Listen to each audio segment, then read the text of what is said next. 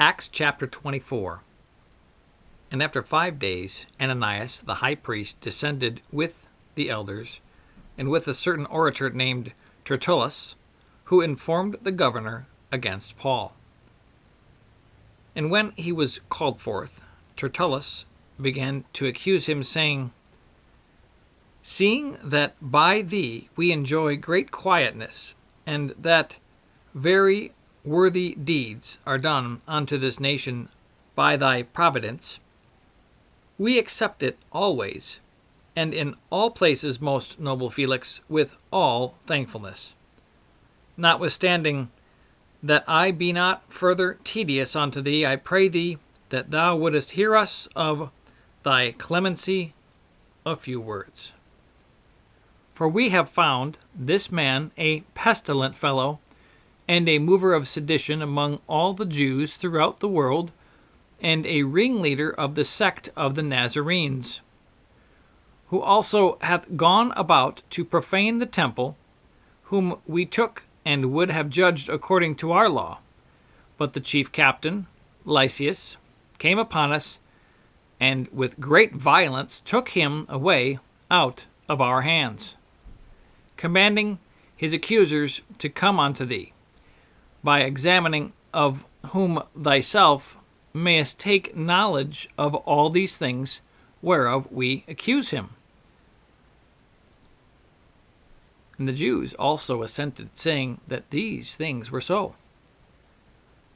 Then Paul, after that the governor had beckoned unto him to speak, answered, Forasmuch as I know that thou hast been of many years a judge unto this nation, I do the more cheerfully answer for myself, because that thou mayest understand that there are yet but 12 days since I went up to Jerusalem for to worship. And they neither found me in the temple disputing with any man, neither raising up the people, neither in the synagogues, nor in the city. Neither can they prove the things whereof they now accuse me. But this I confess unto thee, that after the way which they call heresy, so worship I the God of my fathers, believing all things which are written in the law and in the prophets, and have hope toward God, which they themselves also allow, that there shall be a resurrection of the dead, both of the just and unjust. And herein do I exercise myself to have always a conscience void of offense toward God and toward men. Now after many years I came to bring alms to my nation and offerings, whereupon certain Jews from Asia found me purified in the temple, neither with multitude nor with tumult, who ought to have been here before thee, and object if they had aught against me. Or else let these same here say, if they have found any evil doing in me, while I stood before the council. Except it be for this one voice that I cried standing among them, touching the resurrection of the dead, I am called in question by you this day. And when Felix heard these things, having more perfect knowledge of that way, he deferred them, and said, When Lysias the chief captain shall come down, I will know the uttermost of your matter.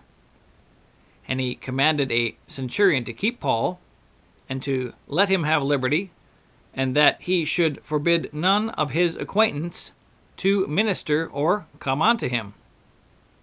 And after certain days, when Felix came with his wife Drusilla, which was a Jewess, he sent for Paul, and heard him concerning the faith in Christ.